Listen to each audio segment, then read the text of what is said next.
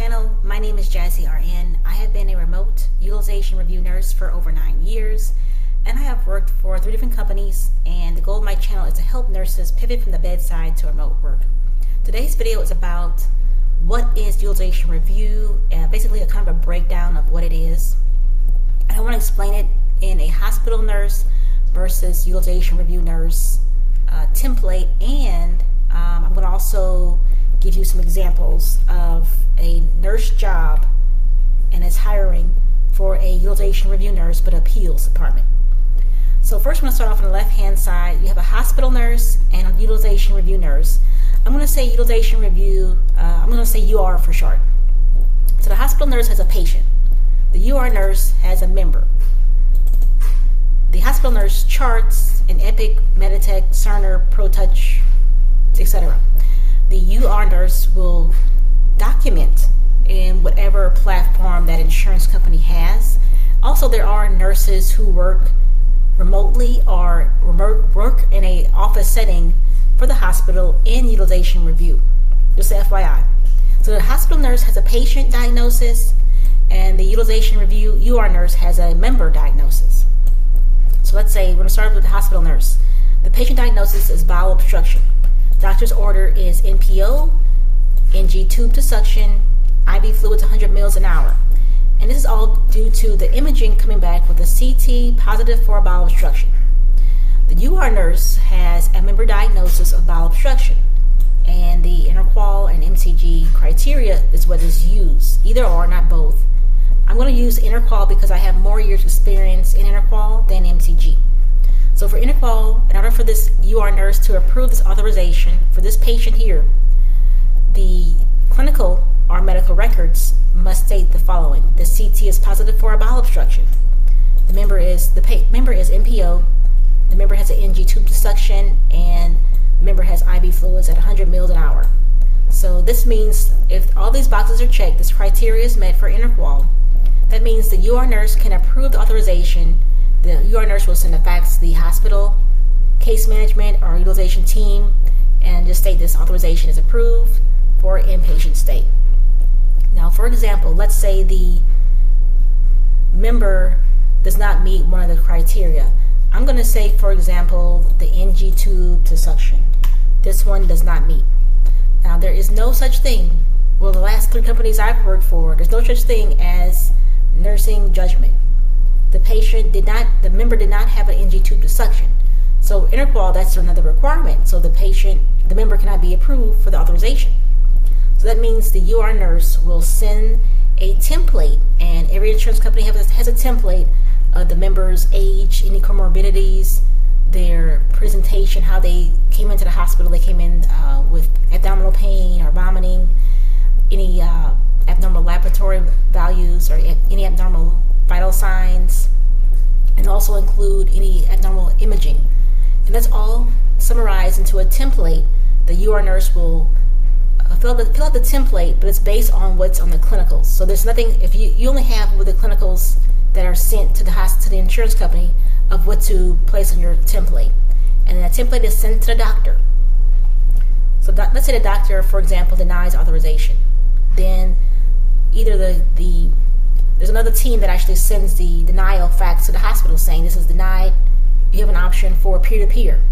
And that's step 3. Peer-to-peer is basically a diplomatic negotiation between the insurance doctor and the hospital doctor. And the goal of the hospital doctor is to convince the insurance doctor to approve the authorization. Let's say that's failed. The doctor with the insurance company still says, I'm going to deny it. I'm going to deny the authorization still. And the last step is appeals. That's your last means of getting the authorization approved. Now, by the time the authorization gets to the appeals department, the appeals team, there are several days that pass by. So sometimes it happens to where the member may have the member's level of care may have went from acute to critical. Let's say they end up having not only just a bowel obstruction, but while in the hospital they get a hospital-acquired pneumonia, or something else happened to them while in the hospital. It gets worse. Sometimes they get better as these days have passed, and now the appeals team still decides they're going to maybe deny it. So the appeals team it's just like like the nurses in the UR department.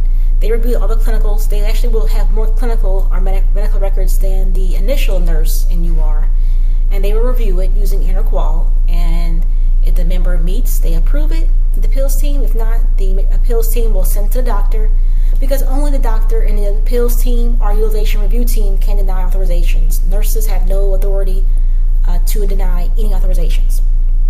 So next, before we go to the job posting, I want to show you.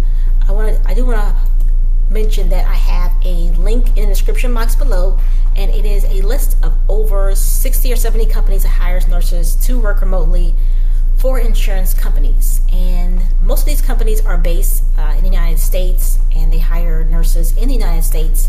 There are some companies on here who hire nurses who live in the Philippines but work for American companies, and a lot of times these nurses in the Philippines also happen to have a registered nurse license in the United States. They have passed the NCLEX while in the Philippines, and they have obtained a RN license in the United States. I have no idea how that works, but I have seen some postings on Reddit about it. And they do have, even though they're not a citizen or resident in the United States, they have passed the United States NCLEX and have gained a nurse license for the United States. I do want to point out there's one company in particular that you want to avoid applying to directly, but before I get to that, I want to scroll to the bottom of the screen. If you look at the bottom of this web page, you'll see a link to my Remote Nursing, the Cure to Bedside Burnout. It is a Udemy course, and it teaches you more about utilization review, about InterQual, MCG. I'm going to not get into that, but InterQual, MCG, it teaches you about the best questions to ask during the interview process, and so on. The next list is the Office Essentials list. This is information regarding different items you would need to become a remote nurse. Now, these are actually optional, but they are very helpful in your remote nurse journey, working from home. And then the very last part of this list, at the very bottom, is the FAQs with over 20 questions and answers about working remotely. Now, I only know about working remotely in the United States, but these questions and answers could also help you if you happen to be working in a different country as well. So first I want to start off with Lensa. Now Lensa, I'm going to go back to the site. Now Lensa, whenever you see any jobs posted by Lensa, look for the name of the company that is found in the job posting, and then apply directly through the employer instead. And here's an example. So this is posted by Lensa. All their jobs will have this little blue box here with the word Lensa in it. This says Utilization Review Nurse, or USRN, remote work. Now, as a remote worker in the United States, I've never seen a job posting that says USRN. Of course, if the job is posted in the United States for a United States nurse, it's automatically known that you are a USRN. And then it has United States, and then it was posted 13 hours ago, and so far only 14 people have clicked apply. Now, if you go down here, it says Lensa partners with direct employers to promote this job for NTT Data North America. And then you scroll down some more, and you see we are currently seeking a utilization review nurse, USRN, remote work, to join our team in Manila, National Capital Region, Philippines. So why is it posted in the United States? Moving on, here is the NTT Data LinkedIn presence. They are a IT services and IT consulting company. They are based in Tokyo.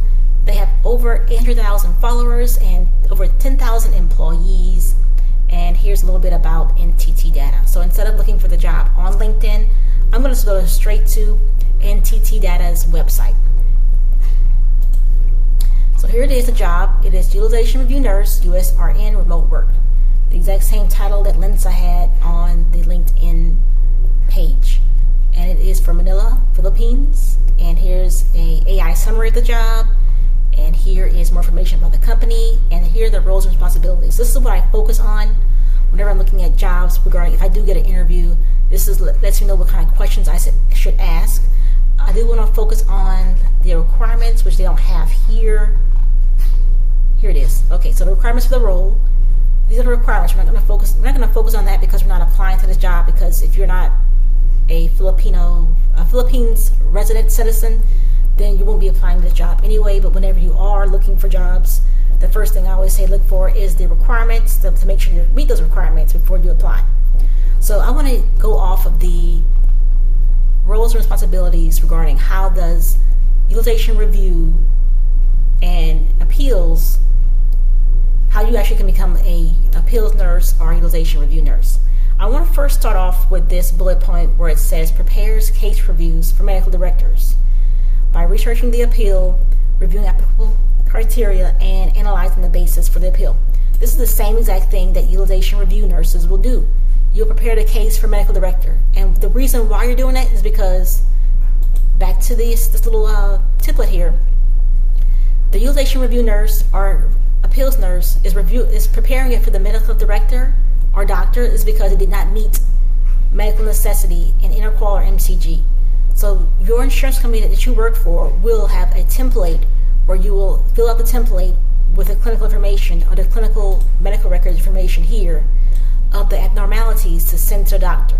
Sometimes you may have one specific instance that will trigger the doctor to say, hey, I should approve this. Sometimes you don't have enough information. Sometimes the hospitals will send clinical, but they don't send enough. They may only send the first day, and maybe your insurance company wants you to review clinical, but they want you to review the first 2 days. So if the hospital doesn't send you what you need, then you cannot approve it. So you just send it over to the doctor, and the doctor will make a decision to approve or deny. That's basically preparing case reviews for medical directors. Now, ensures timely review, processing, and response to appeal in accordance with state, federal, and NCQA standards. We're going to kind of basically ignore this ending part because the state and federal and NCQA standards vary by state. Every state in the United States is different. This position in particular is for Medicaid down here. It says Medicaid. But Medicaid, Medicare, Marketplace, every state is different. You can have 20 years experience in utilization review and appeals working for members in the state of California. You get a new job and then you start working for members in the state of Georgia. Their review process, all their state, federal, NCQA standards are different because you're working in a different state, and every state in the United States is almost like its own country.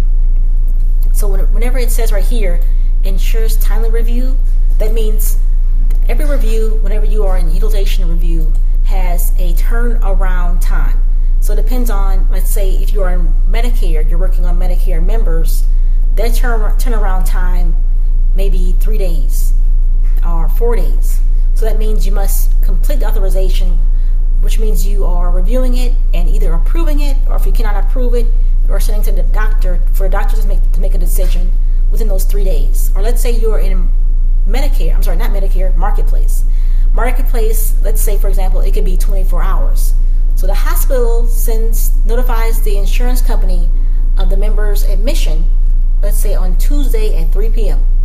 That means you have 24 hours. So on Wednesday at 3 p.m., you must make a determination on whether you're approving the authorization or sending it to the doctor for a doctor to make a decision. Let's see, the next bullet point I want to go over is maintain files on individuals and individual appeals by gathering, analyzing, and reporting verbal and written member and approval appeals. Now, I want to focus on the reporting verbal and written part.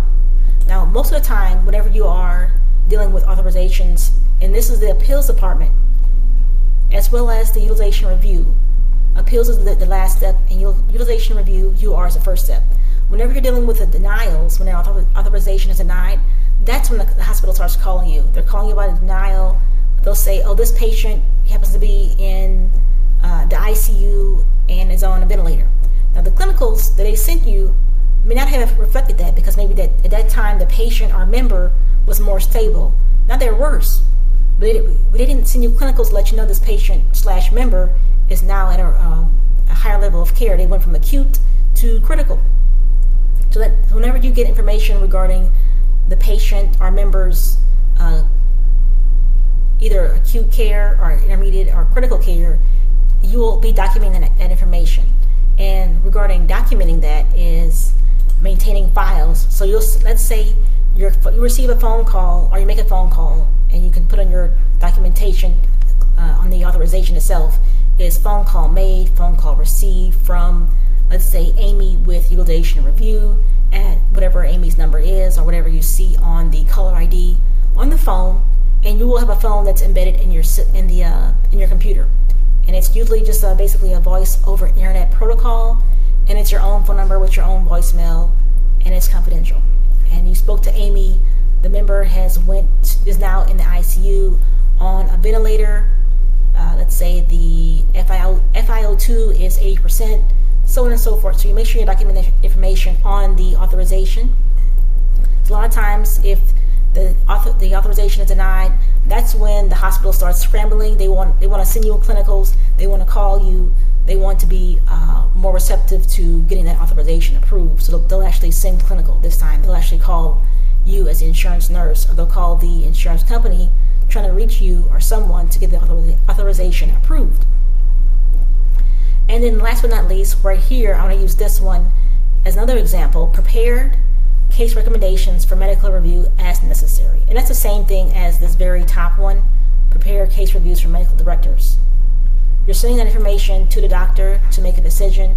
Even if you also want to include in that template that you spoke to Amy, and now the member is in a critical condition, they're in ICU, and the member is now on a ventilator with the FiO2 is 80%. You can also include that verbal information in the clinical as well. But just an FYI, it depends on the insurance company you work for. Most insurance companies, they want you to have the clinicals faxed in. So they want X files, receipts, and invoices of what's going on with the patient. They don't want you to always be calling someone and getting verbal information.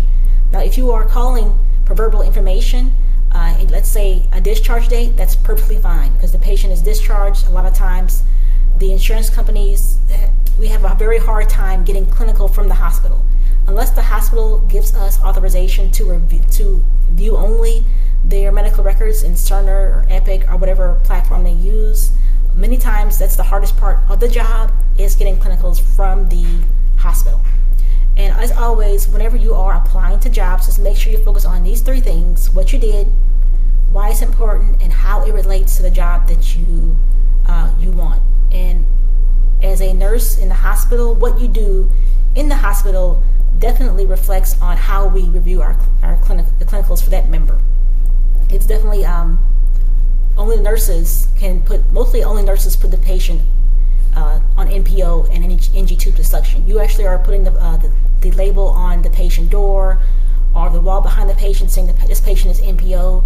Mostly nurses are putting the NG tubes into patients for the NG tube to suction. So the doctors can make 1,000 orders of doing X, Y, and Z. The nurses in the hospital at the bedside, you are doing the X, Y, Z. You are starting those IV fluids, and you're making sure those IV fluids are continuous at 100 cc's an hour, or whatever the rate the doctor ordered. So just an FYI, what you do in the hospital is definitely relates to what you can do remotely as a utilization review nurse.